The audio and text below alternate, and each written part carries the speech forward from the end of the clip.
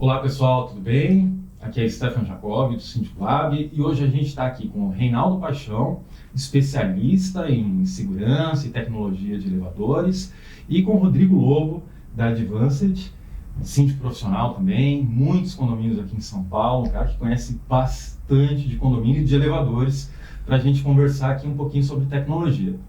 Tudo bom, Reinaldo? Tudo bem. E aí? Boa tarde. Boa tarde, Reinaldo. Boa tarde. E aí, Rodrigo, tudo bom?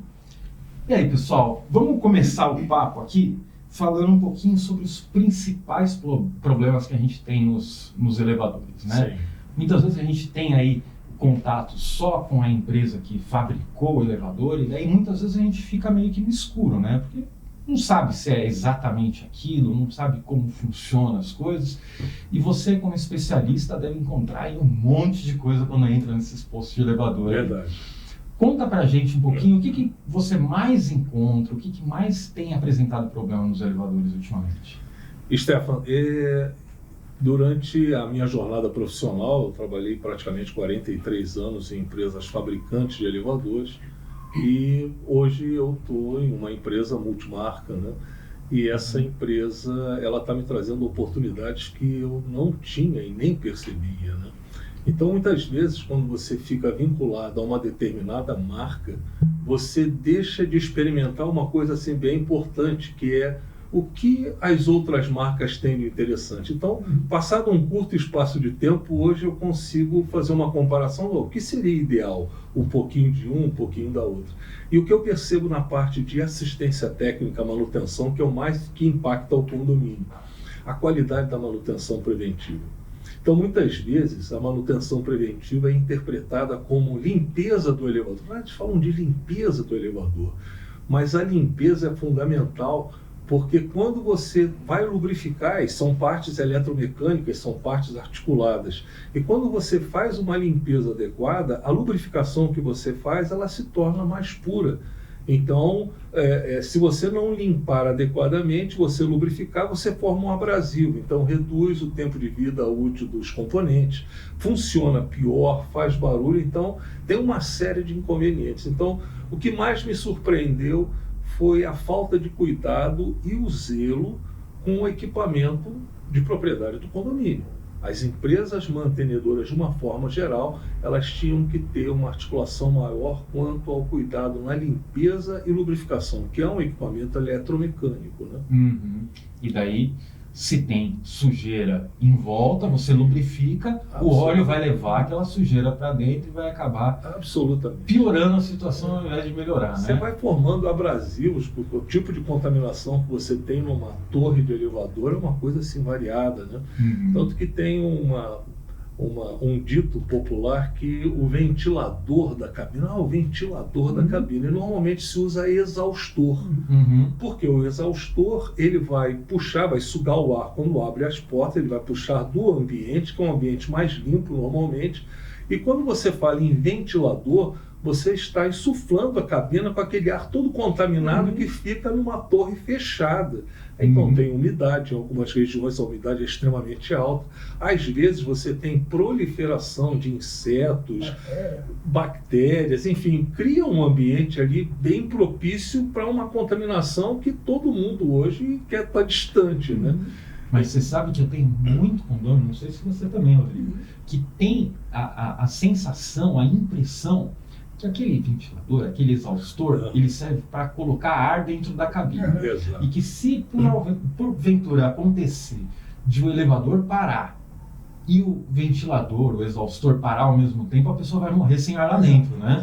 Exato. E não tem nada a ver, né? Absolutamente. Você já teve essa... Já tem alguns condôminos que têm síndrome do pânico e eles fazem relatos para mim, falando: Rodrigo, o elevador do prédio está parando muito e eu tenho síndrome do pânico e eu não posso porque eu vou me sentir muito mal, não só pelo tamanho da cabine, por me sentir ali enclausurada, e por conta de não ter ar. Aí eu falo: não, ar não tem nada a ver. Mas a ventoinha vai parar do elevador, não tem nada a ver com isso. Para consumir todo aquele ar que está no poço, tem que ter muito Exato, tempo. Tem que ter exato. Agora, uma coisa importante, a tecnologia construtiva do elevador, ele estabelece uma área mínima de ventilação. Então vocês vão reparar, a parte inferior da cabina possui aberturas e a parte superior, assim, né? exatamente. Aquilo garante a mínima ventilação necessária para garantir a segurança do usuário. Então não é uma caixinha hermeticamente fechada, porém as pessoas que sofrem de claustrofobia, é um absurdo. Eu já tive a oportunidade de estar dentro de uma cabina, preso com um colega. Eu sou engenheiro de profissão, eu comecei como técnico, e esse meu colega técnico, estávamos presos, ficamos presos na cabina. Ele começou a suar e começou a ficar desesperado. De repente ele me empurrou, se aproximou da porta e puxou a porta com a mão. Eu falei: rapaz, calma. Você está estourando o operador de porta, não faz isso. Exatamente. Mas ele não conseguia se controlar. É uma coisa impressionante. O estado de pânico, como você falou, bem falado, Rodrigo, fica uma coisa assim, fora do controle. Aí, uma oportunidade para as empresas de elevador, colocar uma gavetinha, alguma portinha que abre lá só em caso especial e ter um cilindrinho lá de oxigênio. E aí resolveu o problema muito síndico. Eu tô falando sério. Aliás, as pessoas ficam com medo de morrer dentro do elevador, porque você fica 5 minutos parado. Aliás, Stefano, desculpa, até o ensejo da conversa, e primeiramente agradecer o Síndico Lab, agradecer o Stefano, a todos, e Paixão, muito obrigado também por esse convite, por esse bate-papo muito legal, bacana mesmo. E esse ponto, eu até surgiu uma dúvida. Eu sou muito indagado hoje por essa questão do Covid, dos vírus e tudo mais, que eu vi que algumas empresas têm agora um equipamento, que é uma lâmpada UV, que coloca dentro do elevador, e aquela lâmpada passa ali a sensação de que está tudo sendo tratado, e isso funciona, isso não funciona, e às vezes as pessoas indagam querendo que eu contrate isso, sim, mas é uma peça que também não é tão barata quando você contrata do próprio fabricante, e sinceramente eu não sei se isso faz sentido, funciona ou não. Lobo, a minha empresa ela fez um trabalho bem delicado em relação a isso, principalmente naquele momento onde a pandemia atingia o ápice, né? E realmente existem dispositivos que têm a capacidade de filtrar o ar por uma quantidade de tempo relativamente pequena, e eles fazem em metro cúbico. Algumas delas falam em 100 metros cúbicos. Então, você tem uma ideia, isso é uma torre. Gente, olha, talvez eu calculei dar uns 40 pavimentos, eu conseguiria renovar o ar ali enclausurado. Tecnicamente ela até poderia fazer isso, mas tudo isso acaba num instante se a pessoa que entrar dentro da cabina junto com você, na altura correspondente à sua, ela espirrar. Não vai ter tempo da renovação. E o tempo em que a cabina viaja entre um andar e um outro, no momento em que a porta abre, há uma troca muito intensa de ar com o ambiente. Então o tempo de renovar é muito pequeno. Então, algum benefício realmente traz, esse benefício realmente ele existe. Eu não tenho dados científicos, mas empresas que já trabalharam com isso relataram que a quantidade de ar filtrado ela é bastante grande, e eu diria que passou um pouco do tempo, né? Legal. Mas hoje... Bom já saber, porque eu já tenho uma resposta agora programada para falar do tema, porque sinceramente eu ficava meio perdido com esse tema. Eu falava, esse assunto, infelizmente, eu não tenho propriedade para falar, mas agora já me evoluiu, né? Já tenho... Você sabe que tem algumas empresas que realmente fizeram propagandas bem agressivas em relação a isso, e em muitos momentos eu fiquei pensando, poxa, se uma lâmpada é suficiente para acabar com o vírus, da forma como eles colocam, olha, faça uma barreira aqui, com essa barreira não vai... A gente deveria ter investido em lâmpada e não em vacina, gente. Não, é uma questão prática. Se a gente imaginar que você vai colocar só uma lâmpada na entrada do elevador, a pessoa vai passar por aquela lâmpada e acabou o problema, eu acho muito simplista e quase impossível de ser eficiente. Né? Mas pode ser acessório. Pode ser algo para complementar uma solução. E nós síndicos, a gente sofre muito com isso, né? Porque todas essas propagandas acabam imputando para nós síndicos no dia a dia uma solicitação imensa das pessoas que veem na televisão ou em algum material aquilo e imputam para o condomínio sem ter uma propriedade daquela situação. E aí o síndico ele não pode fazendo tudo à torta, da forma que, sem ter um embasamento técnico, porque envolve custos e tudo mais. Absolutamente. Essas câmeras são câmeras porque a UV ela tem algumas classificações, né? Então essa UV ela é extremamente cancerígena se exposta ao corpo humano. Por isso que ela fica numa câmera fechada. Bom saber, né? Então ela está ali enclausurada, ele é altamente cancerígena, então ele você não pode. Ela fica dentro de uma caixinha e fechada. O ar passa por dentro. Então ele teoricamente ele estaria extraindo do ambiente o ar contaminado, passando por dentro da câmara e liberando o ar, entre aspas, descontaminado. Legal. Então é aquele princípio do carrinho de compras que alguns supermercados você coloca, ele fecha, então ali ele está submetendo, só que não 100% das áreas, mas grande parcela. Você colocar a sacola e do outro lado você pegava, então aquele funciona. Também funciona. Aquele que você passa por dentro, né? Não, né? Aquele que você mesmo passa por dentro, provavelmente não. Provavelmente não, porque se você submeter o organismo humano, realmente não seria adequado. Isso eu não sabia, hein? Olha. Eu tive que pesquisar, eu tive sorte que meu irmão ele é pesquisador e eu perguntei, Júlio, o que a gente pode fazer em relação a isso? Ele falou, a única forma que é utilizada em instalações hospitalares é o V, eu não me recordo, tem uma quarta letrinha, né? E eu falei, mas isso aí é cancerígeno. Eu falei, então estamos com um problema. Aí fizeram as câmeras extraindo o ar. Eu falei, realmente uma boa ideia.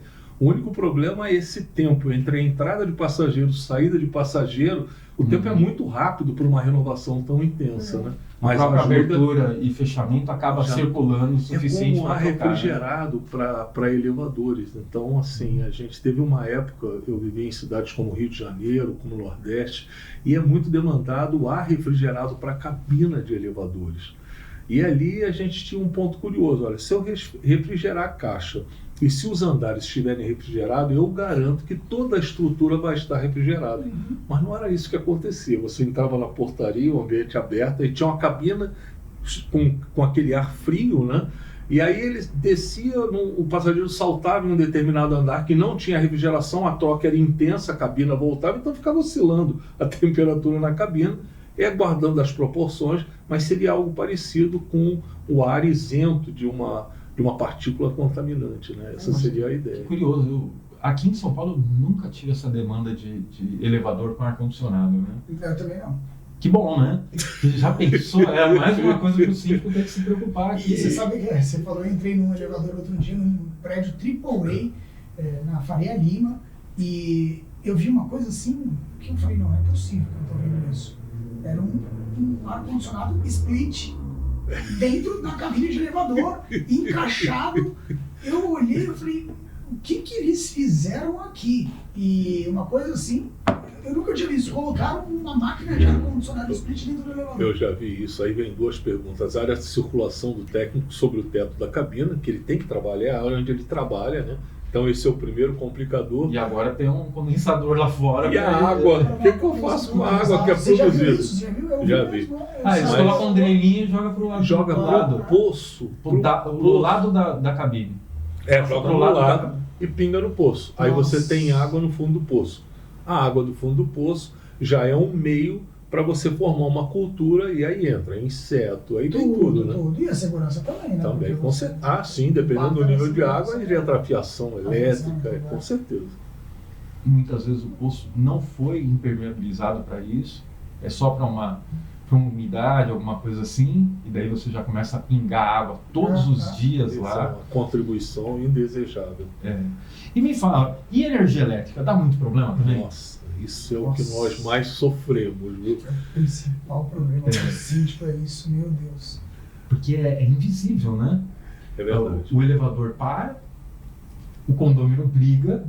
E o síndico fala, não sei onde está acontecendo, porque o elevador estava funcionando. Foi lá, resetou, voltou a funcionar.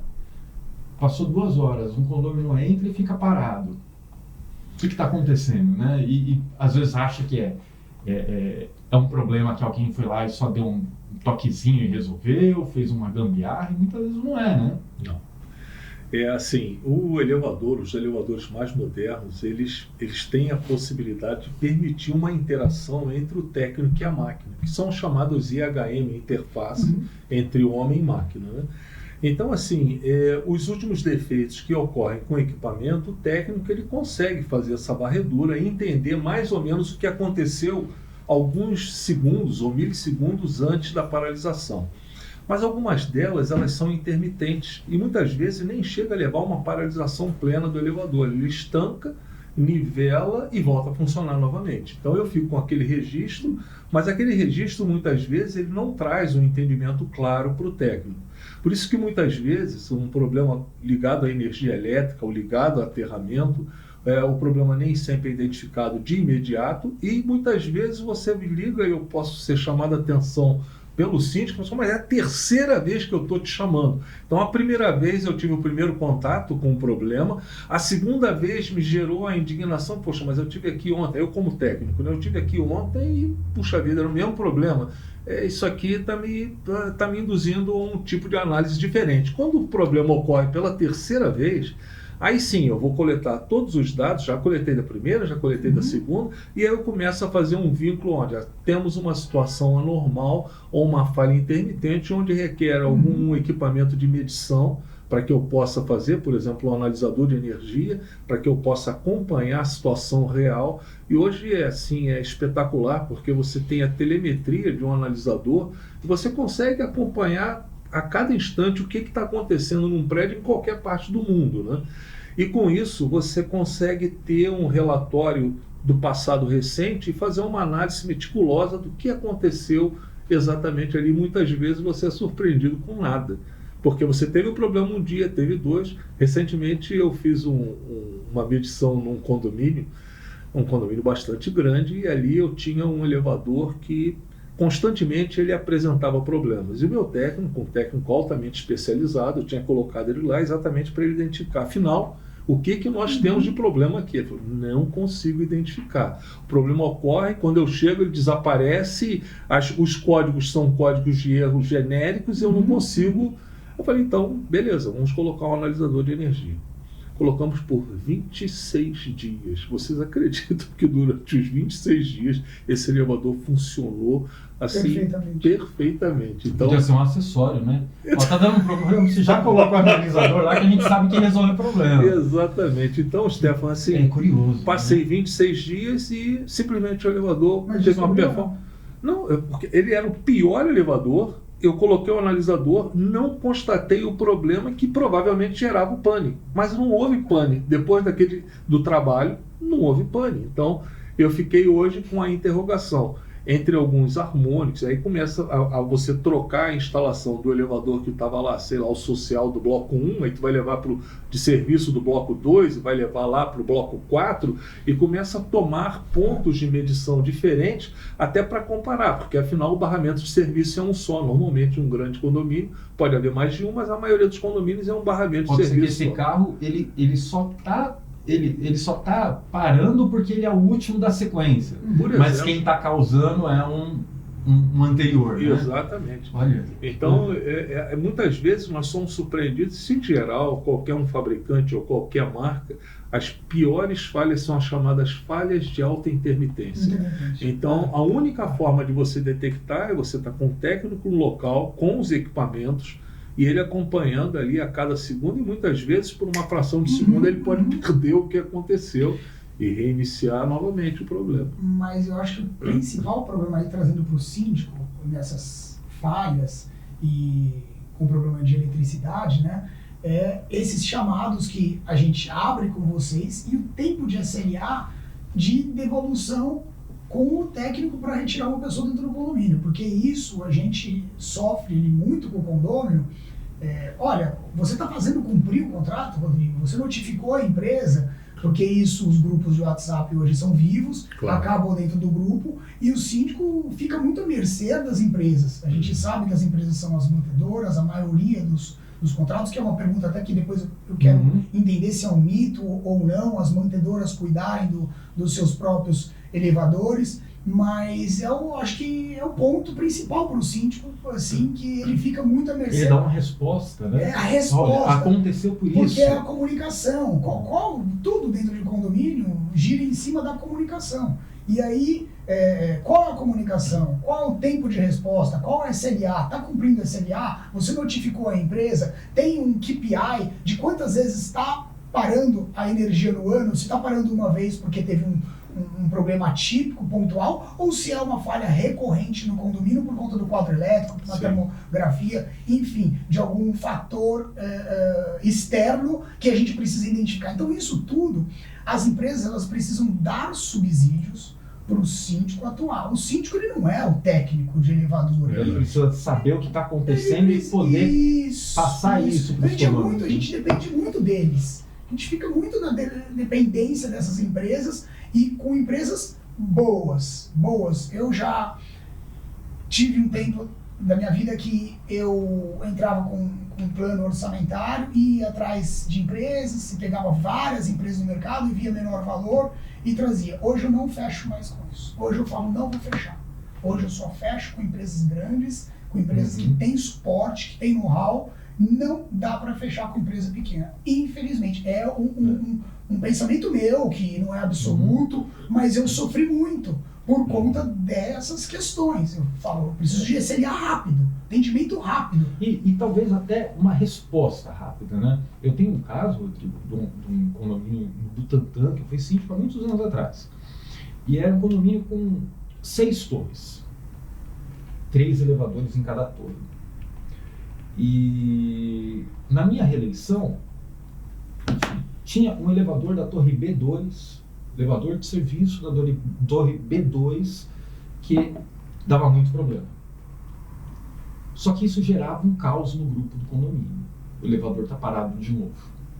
E era um problema específico daquele elevador. Entre os 18 que tinha no empreendimento, um só, pontual, estava dando muito problema, que a gente depois descobriu o que era. Na minha reeleição, eu vi pessoas de outras torres falando assim, você demorou 6 meses para resolver o problema de todos esses elevadores. Eu falei, gente, não é isso, era um elevador só. E daí eu escutei algo de um condômino que eu aprendi pro resto da vida. Ele falou, se todo mundo achava que era da torre dele, quem estava errado era você. E é verdade, eu não tinha informação para eles na ponta da língua, na hora, para falar, pessoal, pessoal da torre B2 tem uma péssima notícia para vocês. O elevador de serviço de vocês deu problema de novo, o fabricante está envolvida, trouxe a engenharia, eles não sabem o que é. Às vezes a gente tem que falar isso, eu não sei o que é. Verdade. A gente vai demorar aí 15 dias para descobrir o que é. Olha que bom, estamos com os melhores aqui, focados em resolver o problema. Ao invés disso, eu não tinha informação. Calma, gente, a empresa é assim mesmo, começa e tal. E eu, como síndico, me prejudiquei com isso, porque eu não tinha informação. Não tinha informação clara para repassar. Não adianta também eu ter essa informação e guardar para mim, mas eu preciso repassar essa informação. E muitas vezes, o condomínio não sabe o que é, não sabe o que está acontecendo, muitas vezes nem o síndico sabe o que está acontecendo no elevador, por essa falta de informação, né? Então, quando a informação vem pronta da empresa de manutenção, aí afinado o discurso entre os dois, a gente consegue passar isso para o condômino também, né? Tem algo que, Rodrigo, que a gente escuta bastante, não sei se você escuta bastante também nos seus condomínios, do medo do elevador que despenca. Eu já escutei muito, olha, meu elevador despencou e parou no térreo. Eu imagino que deve ser algum erro de leitura, alguma coisa que faz ele passar ou andar um pouco mais rápido. Mas é isso, né? Elevador que despenca não funciona mais, né? Não. E não costuma despencar elevador. Graças Como é que é a Deus. isso? Qual que é essa sensação que as pessoas têm de que despencou? Só terminando o seu ponto do relatório, eu costumo lhe falar que quem não mede, não gerencia. Exatamente. Essa frase ela é perfeita para nós que somos gerenciadores, né? Nós somos mais que administradores do síndico, nós somos gerenciadores daquela situação. Então, para você gerenciar você tem que medir. Sempre pode ser 1 ou pode ser 200. Exato. E O que é sempre? Exato. E eu falo, poxa, hoje eu vejo isso. Então eu comecei com uma planilhazinha de Excel mesmo, que eu colocava todo mês. As próprias empresas hoje disponibilizam esse relatório, basta você solicitar, falar, todo dia 30 eu quero que você me envie o relatório de quantas paradas teve, qual foi o tempo de parada, a empresa envia. E aí você imputa dentro de um relatório seu, pode ser uma planilha. Hoje eu também fiz um BI disso, né, que ele traz em gráficos, então fica muito mais fácil de você analisar, fica um material bacana para você apresentar para o conselho e até para o condomínio. Então isso para mim é fundamental e depende sempre de empresas. Por isso que eu reforço que empresas com respaldo, com know-how, elas têm esse subsídio. Quando você pega uma empresa que não tem tanto, ele não vai conseguir te passar esses dados para você se municiar. Então, finalizando isso, é essa situação, é a comunicação, e a gente depende desses dados todos para a gente trazer para o condomínio essa parte de comunicação. Eu ia complementar, acho perfeita a tua colocação, Rodrigo. Eu acho que os dados eles devem ser gerenciados, é impossível, porém, tem uma coisa assim que eu acho muito interessante. Antigamente, nós mandávamos os relatórios e o cliente muitas vezes recebia o relatório, eram tantas informações ali, e falava, mas afinal, o que é relevante para mim, né? E aí eu me recordo que numa determinada ocasião eu fiz um vídeo sobre o relatório. O impacto de visualização do vídeo, ele com certeza foi maior do que o relatório que a gente estava mandando, né? O relatório puro. Hoje a quantidade de informações que a gente recebe via WhatsApp, via simplesmente um feed de notícias que chega rapidamente e você vai mudando os teus pontos de atenção. E assim, a mensagem tem que ser, ela tem que ser... Clara, rápida e direta. Exatamente, clara, rápida e direta. E aí ela tem o efeito desejado. Então, absolutamente alinhado com o teu ponto de vista. E existe uma cultura muito antiga que algumas pessoas ainda não linkaram. Hoje a informação ela é muito rápida. Então, o quanto mais transparência você trabalhar, melhora o teu resultado. Eu chegar para você e falar, Stefan, olha, o seu problema eu não localizei, eu estou com um técnico aqui, ele vai permanecer aqui até que a gente localize. A minha expectativa é que nos próximos dias a gente consiga ter alguma informação conclusiva. Tu vai ficar chateado na hora, mas pode me xingar, mas você está com uma informação real. Do que eu gerar uma falsa expectativa. Rodrigo, olha, daqui a meia hora está tudo resolvido. Aí você sai tranquilo, não tem briga, mas daqui a meia hora nada acontece. Então, a transparência ela é bem importante. Sensacional. Bom, indo para o tema que tu falou, esse, Stefan, é uma demanda incrível. Eu me recordo falando despencar o elevador, é uma sensação do que o elevador está sem posição, e o usuário ele perde o controle, porque se vocês pensarem bem, guardando as proporções, o elevador é um dos primeiros veículos autônomos que você tem. Você entra no elevador, diz para onde vai e ele te leva. Mas é uma linha reta. Por hora, sim. No futuro próximo, talvez não seja só uma linha entre dois pontos. Mas o que ocorre é que quando a informação é perdida, o elevador, ele como uma máquina, ele precisa saber onde ele está. E essa informação ele monitora com o controle dele, com o computador dele. Então, todas as informações de feedback da máquina, da posição real do elevador, é dada através de dispositivos eletrônicos que vão monitorando a velocidade do elevador e a posição que ele se encontra.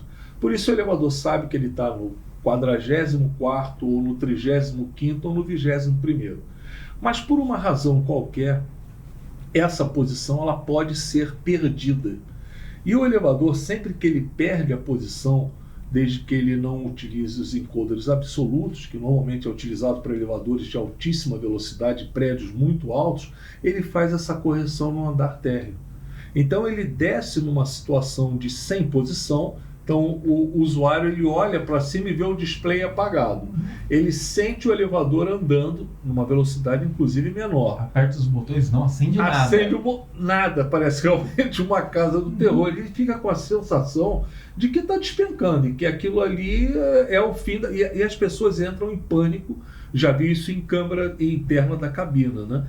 E num relatório recente, bem recente que eu fiz, o cliente usou esse termo, elevador despencou. E eu ali dizia que o elevador com 3 metros por segundo, a velocidade de muitos elevadores, 3 metros por segundo, você imaginar, ele passa um andar em 1 segundo.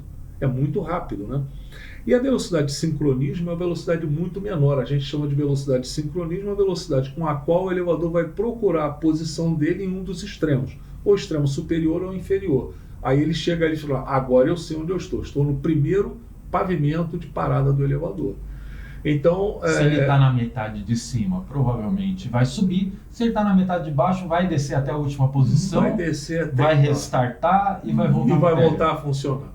E aí eu fiz uma medição que tem a câmerazinha mostrando o tempo, né? Eu falei, bom, se você está partindo do 15º andar e vai em direção ao térreo, o seu tempo de viagem vai ser lá uns 15 segundos, 12 segundos. Mas como ele desceu em velocidade de sincronismo, seu tempo chegou a 40 segundos. Então, o elevador não estava despencado, ele estava andando numa velocidade menor de segurança até o andar térreo, onde ele recuperou a posição e voltou a trabalhar. Mas como a pessoa não viu os números descendo ou subindo, tem impressão.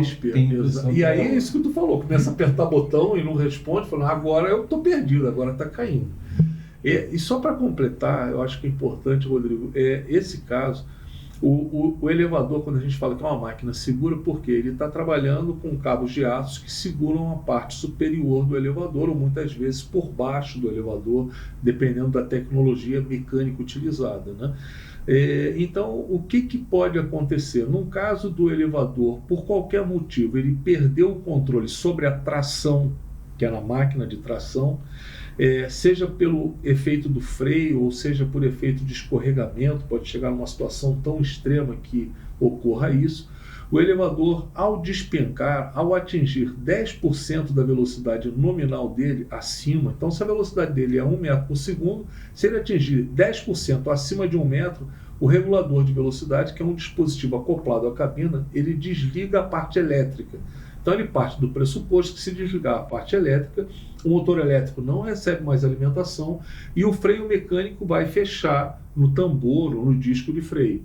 Mas se ainda assim esse dispositivo não for suficiente para parar o carro e o carro continuar aumentando a velocidade, ou seja, com aceleração positiva, nesse caso, ao atingir 20%, o regulador de velocidade ele é centrífugo, literalmente ele abre e ele trava em cima um cabo que está fora do sistema de tração, ele está no sistema associado e ele ali aciona o varão de segurança que está preso na cabina. Literalmente é como se fosse uma alavanca, um freio de mão, que você puxasse ele e ele freia o elevador através das guias. Então existem caixas de cunha que fazem o freio na guia. E chamam de cunha porque literalmente ele é um freio progressivo na cunha.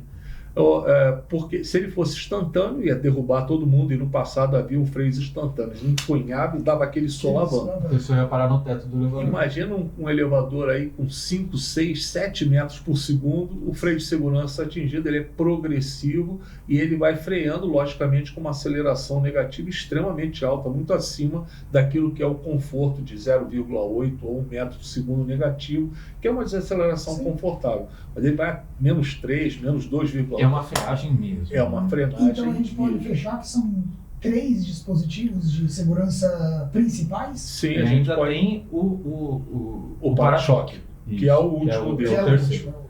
Na verdade, o para-choque ele funciona assim. Ele foi projetado para suportar uma carga de cabina completa com a velocidade de impacto, que é a inércia do conjunto, menor do que a velocidade nominal dele.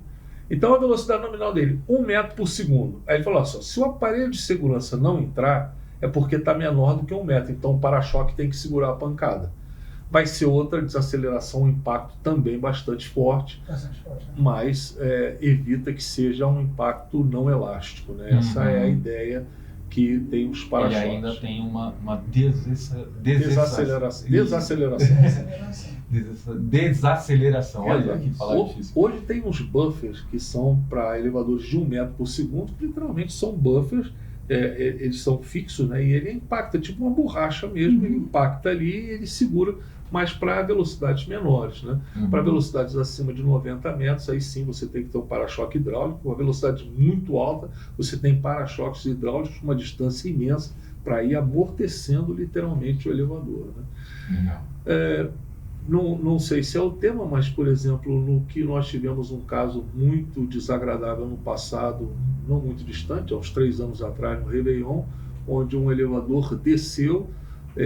Aquele elevador, eu não tenho os relatórios finais, mas para que o elevador atingisse a mola de impacto lá embaixo, como ele atingiu, então as falhas elas foram sucessivas em relação ao dispositivo elétrico, ao dispositivo mecânico, ao freio de segurança, ao freio de punho e, por fim... Foi uma escalada. Foi uma escalada. Então, foi necessário passar por vários pontos de segurança até chegar a um ponto daquele que levou a fatalidade. Não muito tempo aquele elevador, né? Na verdade, a impressão que tem, né? Eu não tenho informação, mas assim, se você pensar como técnico, puxa, eu sou engenheiro há muitos anos, trabalho no mercado há muito tempo, então... O freio de segurança ele tem que ser testado, e a norma atual, a norma em vigor, ela prevê um teste anual do seu regulador de velocidade. O primeiro posto em funcionamento é um teste literalmente com sobrecarga na direção de descida em queda livre. Aí certifica o elevador, você tem homologação sem problema. A partir daí, você faz testes mais a menos com o próprio regulador para testar se realmente a cabina vai acunhar. Sim. Maravilha. Então isso é mandatório. Essas notícias elas impactam muito o síndico, né? Porque o condomínio ele não faz essa distinção. Ele vê uma notícia acontecendo, um elevador caindo em algum lugar, ele imagina que aquele condomínio dele o elevador possa cair. Que a gente entende que é diferente, que ali não teve uma manutenção correta. Em São Paulo nós temos a RIA que regula. Então é diferente. É diferente. Não é a mesma circunstância. Isso aí eu costumo mostrar e falar isso para os meus condôminos, falando, olha, o elevador ele para muitas vezes justamente porque ele é seguro, porque os dispositivos de segurança que estão nele estão sendo acionados, ele está entendendo qualquer motivo de falha de segurança e o momento dele te dar a segurança é parar. E aí o síndico, a empresa tem que vir e entender por que ele está parando. Então um dispositivo de porta, de sensor de porta, se tiver algum problema, ele vai parar. E aí vai vir o técnico, vai abrir, vai lá, de repente é para regular um laser na porta, mas é porque ele está funcionando. Então muitas vezes ele para porque é normal. E eu costumo falar, olha, para os meus condomínios, todo elevador vai parar. Não ache que você vai morar num condomínio que o elevador não vai parar e que vai funcionar sempre. Isso não existe. A função do sensor é identificar falha. Se o sensor não está identificando falha nenhuma, ou você não tem falha nenhuma, o que é muito difícil de acontecer, ou o seu sensor está com falha. Exato.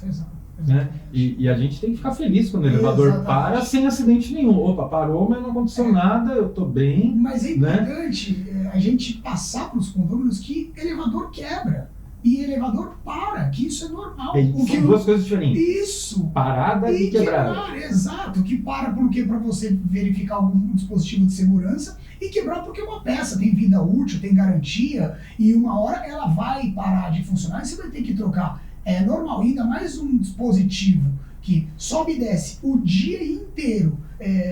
Tem vários fatores aí de criança que pula no elevador, pessoas que colocam obras e desbalanceiam a cabine com piso, material, pó que entra no patins e deixa aquele patins totalmente sem a lubrificação. Existem vários fatores externos que vão conciliar para uma piora. E o condomínio ele não enxerga nada disso. Ele enxerga, tá parando, é porcaria, é ruim, não tá funcionando. Não é bem assim. Nós temos que medir. Beleza, vamos entender. Tá parando muito ou tá parando normal?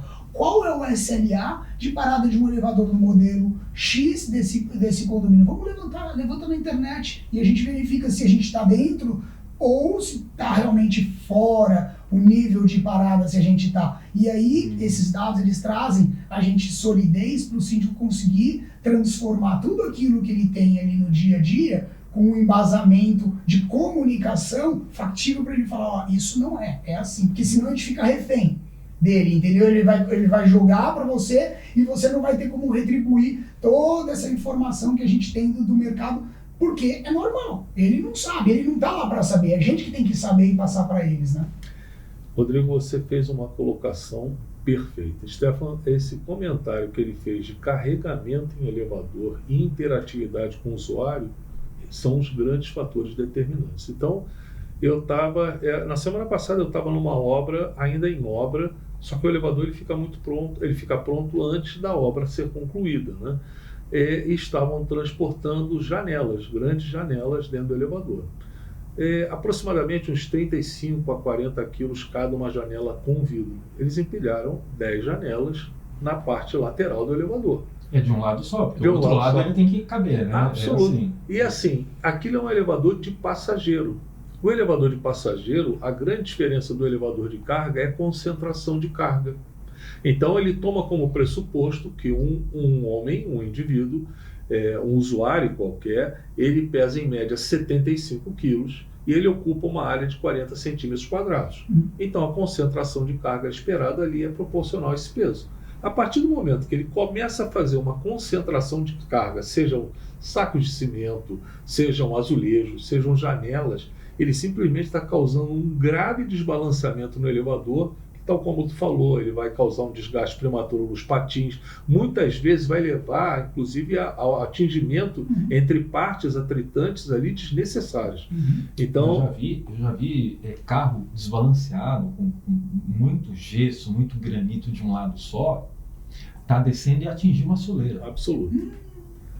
E daí você está numa velocidade de pico, porque ele saiu do último andar e ele ia para o térreo, ele está no pico. No meio no sétimo andar, eu acho que se mexeram dentro da cabine e ele pegou a ponta da cabine e pegou na soleira do piso. As distâncias construtivas de partes móveis... Agora eu fiquei curioso. Foi um impacto gigantesco e a cabine parou atravessada. Parou atravessada? Parou atravessada. Teve que desmontar a cabine. Foi um trabalho de 2 meses. Desmontar a cabine inteira, suspender, trocar as guias novamente e colocar a cabine de novo. Nossa, é verdade. É possível, né? Porque a soleira passa bem rente, ele desbalanceou, alguém deve ter feito e esse dia, a pessoa que está dentro do elevador, ela jamais vai admitir que tinha peso desbalanceado. Jamais, ele vai criar todas as justificativas isso daqui, o que está acontecendo é que mudou de posição com impacto. Que a culpa é do elevador, que a culpa é sempre do elevador. Ou do síndico. Eu falava uma coisa, ou do síndico. Eu falava uma coisa assim, bem importante. As distâncias são críticas entre partes fixas e móveis de um elevador. Isso consta na norma construtiva do elevador. Então nós estamos falando aqui de 20 milímetros, distância entre soleiras até 30 milímetros.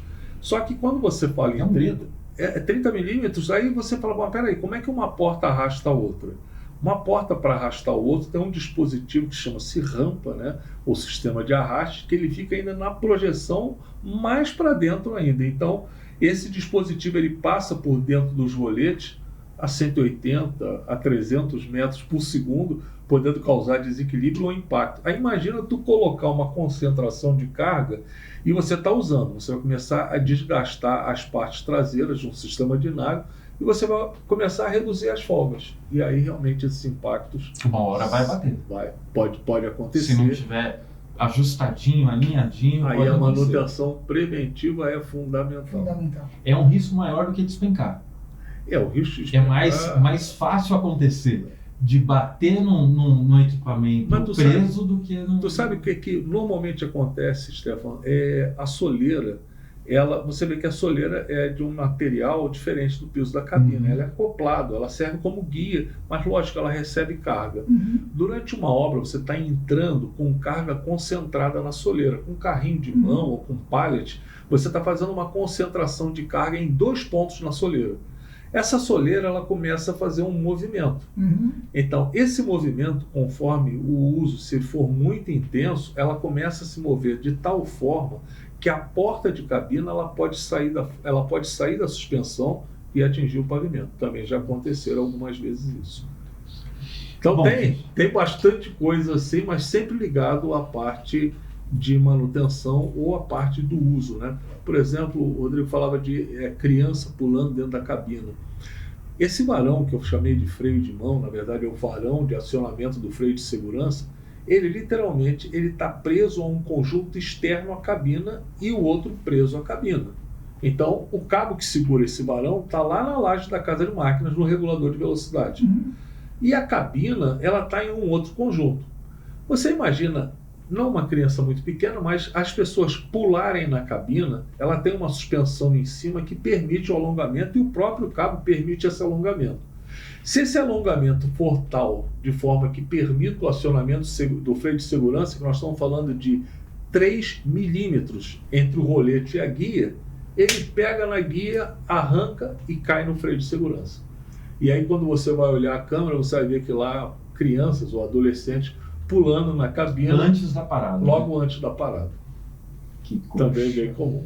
Bom, gente, eu quero agradecer demais a presença do Reinaldo Paixão, do Rodrigo Lobo, nosso grande parceiro. O Rodrigo Lobo está com a gente há muitos anos, mas ele está aí há muito tempo, há muitos meses, muitos anos não, que é um projeto novo, mas ele está há muitos meses com a gente, mas ele é tímido, ele quase não vem aqui. Vamos ver se a gente consegue fazer ele gravar mais. Tempo. E o Reinaldo também, né? Que, poxa, elevador é algo que é um mistério para o síndico, e quanto mais informação técnica a gente tiver, informação clara, né? Sim. Não, parabéns. não assim, cheio de mistério técnico. Os interlocutores.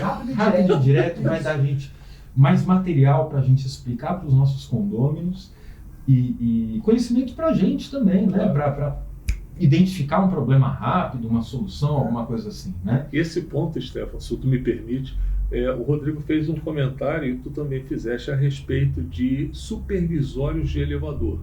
Então hoje você tem dispositivos que monitoram por tempo direto os elevadores, online, e você consegue obter informações. Isso, eu queria antes fechar falando sobre isso.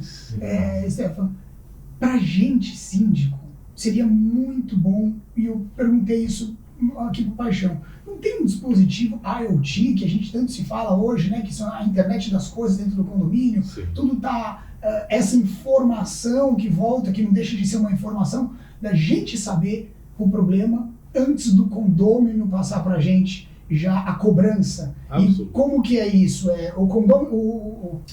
O elevador parou, eu recebi uma notificação de push e ali eu já posso trabalhar rapidamente com isso. Isso seria sensacional.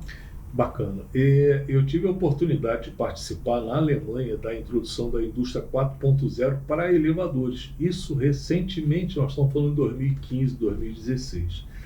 E assim, havia uma anotação antiga que ela dizia assim, bom, eu vou avisar o técnico que o elevador parou. Mas na verdade já é uma situação indesejável, já é uma ocorrência não prevista. E isso para todo mundo é ruim. Para quem presta o serviço, imagina, 17h30 em São Paulo, você dizer que teu elevador parou, até para eu deslocar é péssimo. E eu poderia escolher um momento mais adequado para atender uma demanda de manutenção do seu prédio. Então, essa possibilidade do IoT, ela permite o seguinte, você monitora 100% o tempo de funcionamento do teu elevador com informações básicas. Então, por exemplo, quantas vezes a porta abriu e fechou, quantas vezes o elevador partiu, quantas vezes o drive foi submetido a uma partida. E no momento do projeto, você, ao fazer a escolha dos componentes que vão compor o equipamento futuro, você tem ali o ciclo de vida daquele componente. Então, por exemplo, você comprou um drive cujo número de acionamento deles é 1 milhão. Isso dado pelo próprio fornecedor, 5 milhões, dependendo do drive. Quando você aplica aquele drive, se de alguma forma você pudesse monitorar quantas vezes ele foi submetido a uma partida extrema ou estresse por corrente máxima, e você fosse armazenando essa informação, antes de chegar no 1 milhão de acionamentos, quando eu estivesse lá nos meus 950 mil, eu já iria sinalizar uma manutenção preditiva, independente do estado em que tivesse o seu inversor, eu ia chegar lá, Rodrigo, o seu inversor previsto para 1 milhão de manobras, ele atingiu 950 mil e nós estamos orientando a substituição dele. Assim como faz em avião, né? Assim como faz em avião, e que nós temos um nível de anuência bastante, nós concordamos e queremos isso. Ainda na nossa área é um pouco difícil, está funcionando, deixa. Normalmente a gente escuta Porque isso. se você não tem a medição exata de quantos acionamentos foram feitos, você trocar por tempo decorrido, não por acionamento, Exatamente. é arriscado, Com certeza. porque o negócio está lá funcionando, né? É absoluto. Agora, quando você fala, não, ele foi feito para durar 1 milhão, já deu 950 mil, vamos trocar agora, antes que ele pare, é fantástico, mas você precisa ter como medir, né? E esse dispositivo você acopla no seu elevador, no nosso caso é o OneTech, acoplado ao elevador, você consegue ter a mensuração de todos os dispositivos que estão sendo acionados. Desde uma roldana de suspensão de porta, um rolete de encosto, um cabo de sincronismo, um cabo de tração, a cinta de tração, um inversor, o contator, e tudo isso ele está monitorando quantas vezes está acionando e está armazenando a informação. E através de um dashboard, eu tanto posso deixar o síndico, que pode acessar o sistema, não é quando ocorreu o problema, é quando você está na iminência de ocorrer. E na ocorrência de um problema, eu posso simplesmente setar e realmente fazer um push para o síndico, mas fazer um push para o meu técnico. Nós tivemos casos assim sensacionais do técnico chegar no prédio, muito legal. o zelador está fazendo aqui. Não, me enviou um problema do elevador. Não tem problema, não liguei para vocês, mas o sistema informou a ele que havia ali um problema ou uma intermitência. Eu acho que é o que todo mundo gostaria de Mas ter. com Não, isso é certeza. sensacional. Isso Não é tem que sensacional. avisar. É o que o síndico espera, é o que o gestor espera. Isso nós estamos Enfim, ali muito na legal fronteira de aceitação. Muito bom. Pessoal, estouramos o tempo. Preciso encerrar aqui. Obrigado, Reinaldo. Obrigado, Rodrigo. Quero agradecer também a Eletromídia, a RS Serviços, os nossos patrocinadores aqui que forneceram para a gente toda a condição para que a gente possa gravar vídeos assim e trazer conteúdo bacana e relevante para vocês. Eu gostaria de agradecer a Eletromídia, a RS Serviço, Stefan em particular, conduziu todo o trabalho, ligou pra gente, conversou, muito bacana. O back-office do Síndico Lab, né? Porque por trás de uma gravação tem uma equipe que é muito bacana. Muito obrigado mesmo, fico muito feliz de participar desse Síndico Lab, desses ladders que vocês criaram. E conta comigo aí para uma próxima. Muito obrigado mesmo. Legal. Da mesma forma, em nome da minha empresa, em nome do mercado, da indústria de elevadores, eu agradeço a oportunidade de estar aqui com vocês, do convite, espero ter contribuído em alguma coisa, peço desculpas por algo que tenha saído ou destoado, mas para mim foi um prazer muito grande estar aqui com vocês e estou à disposição, sempre que vocês julgarem necessário. A gente tem muita pergunta sobre elevador, pode deixar que vai ter conteúdo para muito tempo aqui. Tá ótimo. Obrigado, gente. Tchau, tchau. Valeu, obrigado.